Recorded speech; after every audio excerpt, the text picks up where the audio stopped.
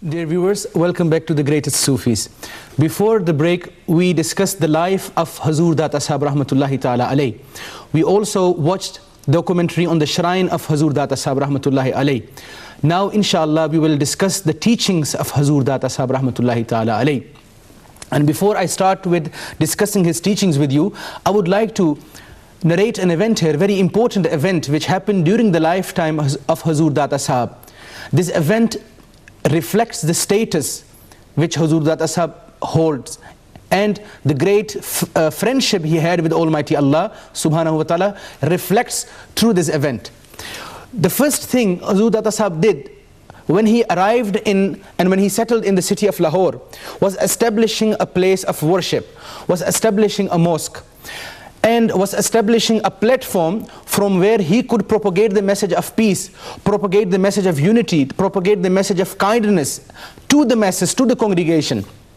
As this used to be the sunnah of the Holy Prophet ﷺ himself. As when the Prophet, peace be upon him, migrated from Mecca to Medina, the first thing he did was establishing the house of Almighty Allah, a platform from where he could teach the teachings of peace, unity to the mankind. So Hazur Data Sahab Rahmatullahi Alayhi, following this practice, following this sunnah of the Holy Prophet ﷺ, established a house of worship, a place of worship, a masjid. As it has been the case with all the prophets of Almighty Allah, all the friends of Almighty Allah, the companions, the awliya Allah, that during their lifetime they had disciples, they had people who loved them, but they also had at their time people who used to have jealousy against them, people who had envy against them, people who used to be hasideen. The same case happened with the prophets, it happened with the A'immah, the Imams of Hadith, it happened with the Imams of Fiqh, it happened with the Imams of Tasawwuf, it's mysticism. During their lifetime they had followers, disciples, those who used to show respect to them, show reverence to them, but they had also enemies. They had also people who were hasideen, who were jealous against them. The same happened, of course, with Hazur Data Sahab Rahmatullahi Alayh. A rumor was spread by his enemies, by those who were hasideen against him, that the direction of Kaaba, of the mosque which Hazur Data Sahab established and which he built, was not correct. That people who used to come to his congregation, used to pray with him, used to sit in his sohbah, used to worship with him, their worship was invalid since the direction of the Kaaba, the Qibla, is incorrect in the masjid. Hazur Data Sahab Rahmatullahi Alayhi was informed by his disciples about this rumor. So what he did was, rather than becoming angry and speaking against his enemies, speaking against those who used to criticize him and who used to spread this false rumor, he invited everyone and he said to his disciples, go announce in the city of Lahore, whoever is worried about this, let him come tomorrow during the time of Maghrib and we will discuss this issue. They may ask me and I will then clarify to them what the case is. The next day, during the time of Maghrib, hundreds of people came, more than usually people used to come in the congregation, and they all came. There were disciples of Hazur Data Sahab, his students were there, who used to follow him and respect him, and there were his hasideen also, those who were jealous against him. So all of they were gathered there. Hazur Data Sahab Rahmatullahi said, as it is the time of Maghrib, let us pray Maghrib first, and then after Maghrib we will discuss this issue with all of you. And everybody accepted this offer.